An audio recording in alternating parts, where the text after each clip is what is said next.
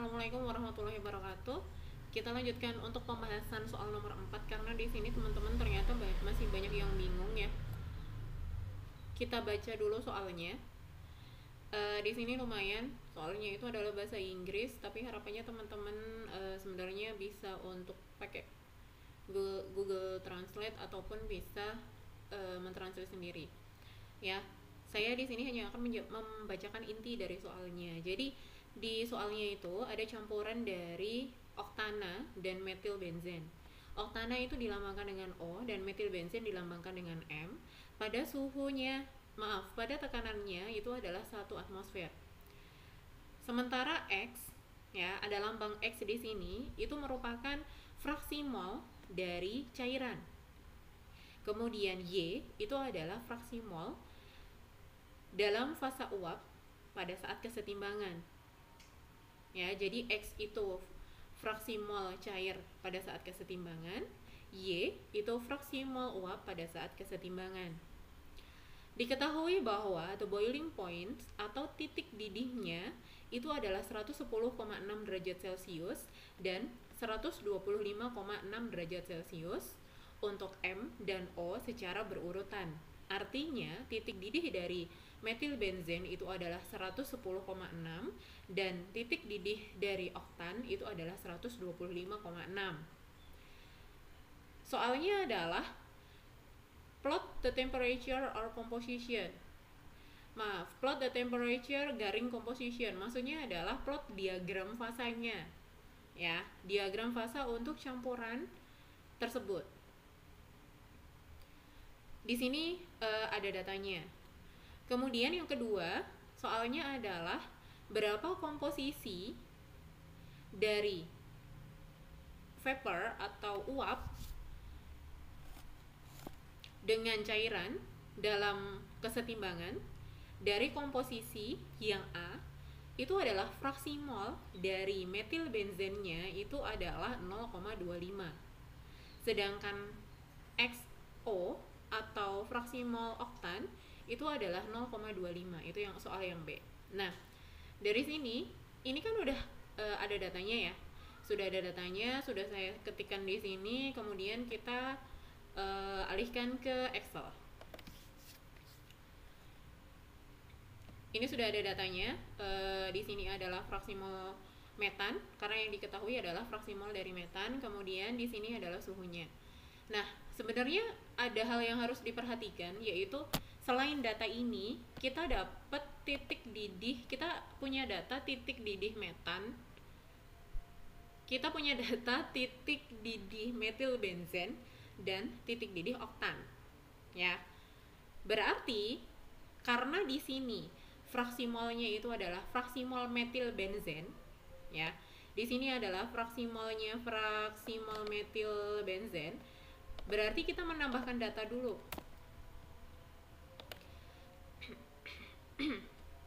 Nah, kalau titik didihnya metilbenzen itu kan artinya di sini molaritasnya adalah 1, fraksi molnya. Fraksi molnya adalah 1. Ya. Itu berapa tadi? Metilbenzen. Metilbenzen itu adalah 110,6. Ya. 110,6. Kemudian untuk fraksi molnya dari oktan kan tadi diketahui juga di mana letaknya. Letaknya ada di sini, di paling bawah. Ini kan urutan terakhirnya adalah suhunya mulai dari 110,9 ya. Berarti oke, ini di delete aja biar nggak bingung. Sebentar. Ya. Kita ambil data dari sini. T-nya kan ini nih, T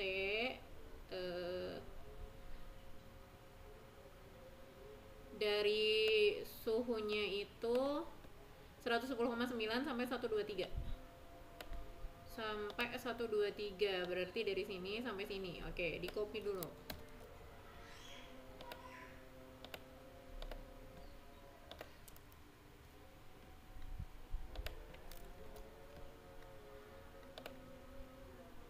T-nya ya.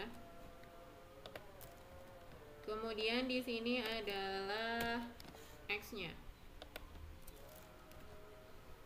Nah, titik didih dari oktan itu berarti masuknya di sini 0. Ya. Kenapa 0? Karena pada saat oktan memiliki titik didih murni, ya, pada saat oktan memiliki titik didih murni, fraksi mol dari metilbenzennya itu pasti 0. Karena kenapa? Karena kebalikannya, fraksi molnya dari oktan itu adalah 1. Tetapi karena yang diketahui di sini adalah fraksi mol dari metilbenzen, berarti 0. Ya, ditulisnya. Berapa tadi ya? Suhunya adalah 125,6. Tulis 125,6. Nah, kemudian kita copy yang selanjutnya lagi ya. Data selanjutnya kan belum tuh yang untuk yang vapor. Nah, di sini yang perlu diperhatikan adalah ini. 1. Di sini ada angka 1. Ini diulang 2 kali.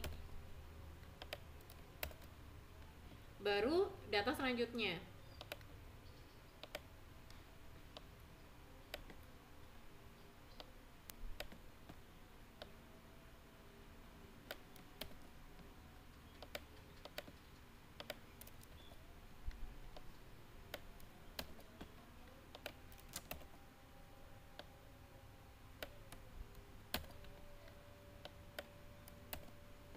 Jangan lupa yang 0 juga dituliskan lagi.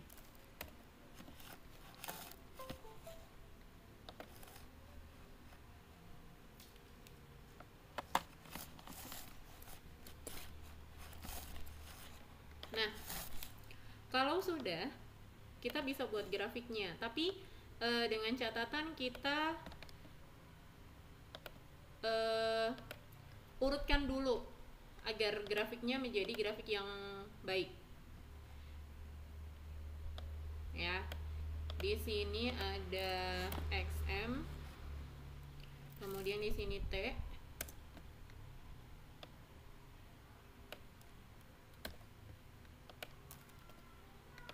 Nah, T-nya ini diurutkan. Ya. T-nya diurutkan, di short dulu dari smallest, dari largest to smallest. Nah, terus selanjutnya yang setengah bagiannya lagi.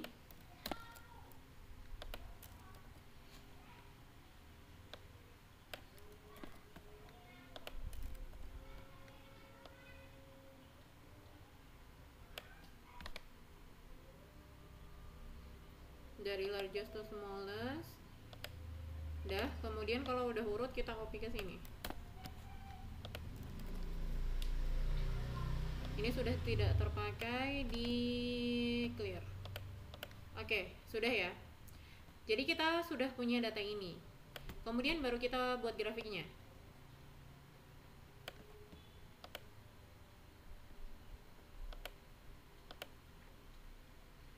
Nah, sudah jadi grafiknya. Ini ada garis ya di sini ya. Nih, garis yang ini kita hilangin.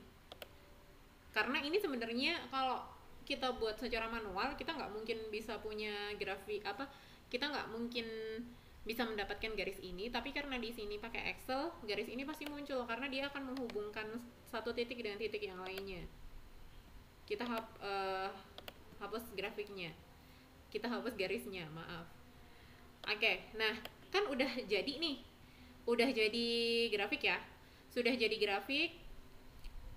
Begini grafiknya untuk diagram fasa. Berarti karena di sini ada titik didihnya 125,6 tadi adalah titik didih dari oktan. Di sini juga titik didih dari metilbenzen. Berarti kalau di sini titik didih berarti di sini daerah vapor atau uap. Kemudian di sini daerah kesetimbangan dua fasa, liquid and vapor. Kemudian yang di sini adalah daerah liquid. Ya. Setelah ini plotnya sudah jadi. Kalau sudah jadi, kita eh, pindahkan ke Word untuk perhitungannya. Ya, di sini sudah saya siapkan. Oke. Di sini juga sudah saya beri keterangan agar teman-teman nanti bisa mengerjakan dengan lebih mudah. Ya. Tadi sudah dibilang bahwa di sini berarti vapor, di sini adalah liquid and vapor, kemudian di sini adalah liquid. Ya. Soalnya tadi gimana? Soalnya itu adalah kita diminta menentukan komposisi vapor dan liquid pada saat kesetimbangan jika untuk yang A itu konsentrasi atau fraksi mol dari metil benzen itu adalah 0,25. Ya. Fraksi mol dari metil benzen adalah 0,25. Taruh kata 0,25 itu di sini ya. Kalau 0,25 di sini berarti kita bikin garis kan seperti biasa ya. Sampai mencapai kesetimbangan karena tidak diketahui suhunya berapa. Jadi kalian bebas untuk menentukan daerahnya itu titiknya mau kalian taruh di mana. Nah, kalau saya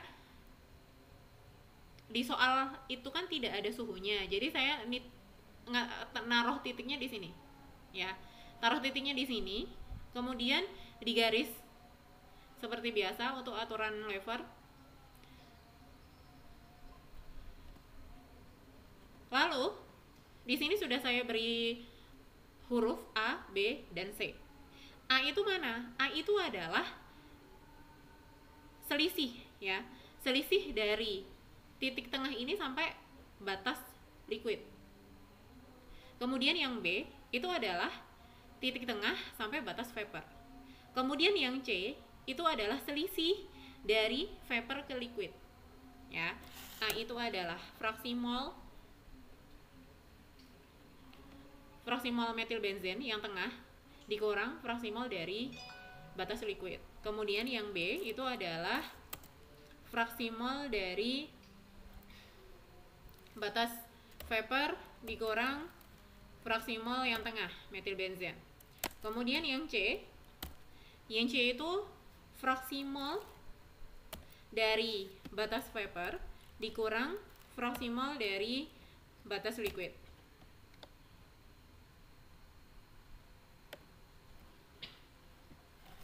Nah, kalau sudah dicari angkanya, kebetulan di sini saya tepatkan pada titik-titik, jadi ngambilnya angka enak ya. Di sini itu adalah 0,250 dikurang di tengah-tengahnya ini. Nah, sorry, A, kita cari A, yang A dulu ya. Yang A itu kan berarti tengah-tengahnya ini dikurang fraksi mol sampai batas liquid. Nah, yang tengah ini kan 0,250. Sedangkan yang fraksi mol batas liquid itu adalah 0,203. Ini hasilnya adalah 0,0407. Sedangkan yang B itu adalah dari yang batas vapor ke yang tengah. Berarti berapa? 0,297 dikurang 0,250. Hasilnya juga sama 0,047. Kemudian yang C itu adalah dari batas vapor ke batas liquid. Berarti 2,97 dikurang 0,297 dikurang 0,203 sama dengan 0,094. Nah, kalau sudah, yang ditanyakan itu kan komposisi vapor atau komposisi uap terhadap komposisi liquid, gitu ya. Nah, kalau teman-teman bingung, jadi di sini saya mengerjakannya, saya coba satu step ya, beda dengan yang ada di papan tulis kemarin. Harapannya di sini biar lebih gampang. untuk memahami. Nah, kalau sudah ya, yang ditanyakan itu adalah komposisi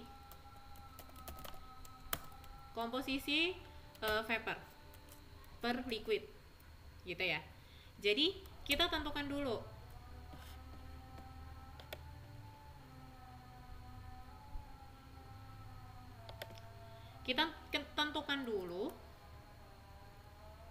komposisi dari vapor dulu. Komposisi dari vapor itu caranya gimana?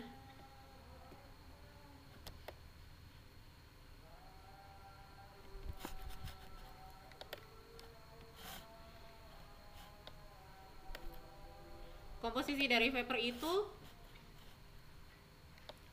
kita ambil yang vapor itu kan sebenarnya batasnya yang atas ya, daerahnya yang atas ya. Kita ambil rumusnya adalah yang A ya, yang liquid, jadi kebalikannya. Yang A dibagi yang C. Berarti berapa tuh? 0,0407 dibagi 0,094.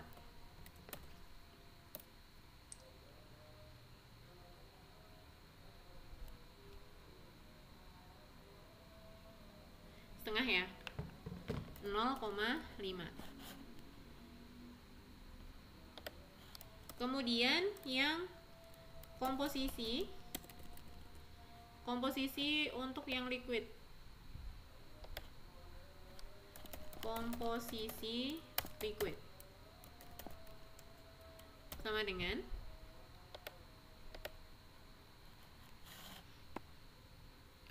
yang liquid itu kebalikannya ya. Yang liquid itu pakainya yang B,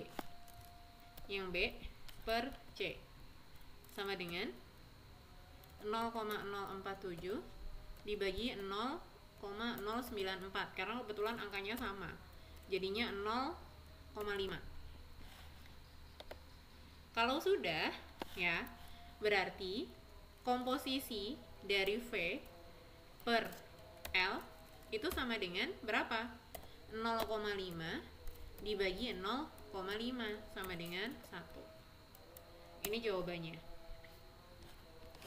untuk yang A. Nah, kalau untuk yang B,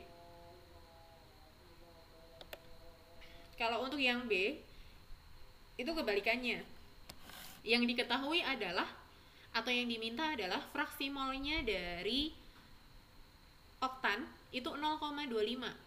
Sedangkan pada grafik yang diketahui yang diketahui ini kan fraksi mol berdasarkan metil benzen. Nah, untuk yang B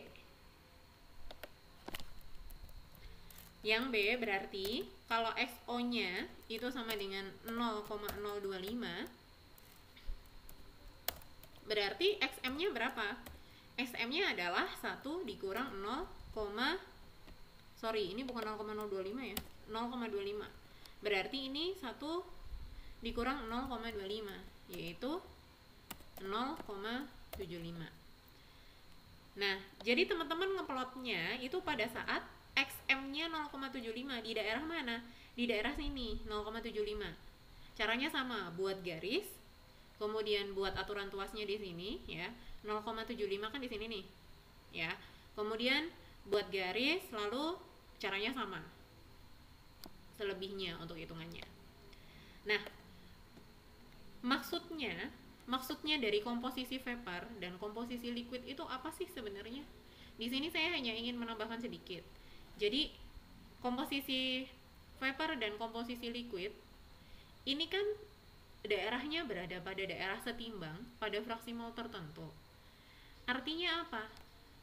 Pada fraksi mol tersebut ya, kalau kita punya metil benzen dan oktan dengan campuran tersebut dipanaskan sampai suhu tertentu itu tadi, kemudian dia masuk ke dalam suatu daerah yang setimbang dari liquid dan vapornya, Maka di dalam campuran tersebut ya, vapornya itu nanti campuran ya, vapor itu kan isinya berarti ada dua, metil benzen dan oktan. Jadi vapornya dari metil benzen dan oktan itu komposisinya terhadap yang liquid itu setengahnya. Ya, bisa dipahami, saya ulangin lagi. Kalau di sini ada komposisi vapor, artinya apa? Artinya adalah untuk konsentrasi yang diplot, yaitu fraksi molnya metil benzen 0,25 diplot pada suhu tertentu sehingga berada dalam fasa setimbang itu tadi, maka kalau dipanaskan pada suhu di daerah setimbang itu tadi, ya, di daerah berapa? Tadi sekitar ini 121 ya. Dipanaskan sampai suhu 121, maka metil benzen, campuran metil benzen dan oktan yang terbentuk dalam fasa uap itu komposisinya adalah setengahnya dari komposisi liquid, yang mana komposisi liquid ini merupakan campuran dari metil benzen dan oktan juga, tapi dalam fasa cairnya. Ini silahkan diperhatikan ya, itu maksudnya. Oke, saya rasa untuk A saja sudah cukup. Untuk yang B, saya yakin teman-teman bisa karena caranya sama, tinggal dikasih huruf A, B, dan C, kemudian tentukan komposisi vapornya dan komposisi liquidnya, baru vapor L-nya. Oke, itu saja, terima kasih. Semoga UTS-nya besok lancar.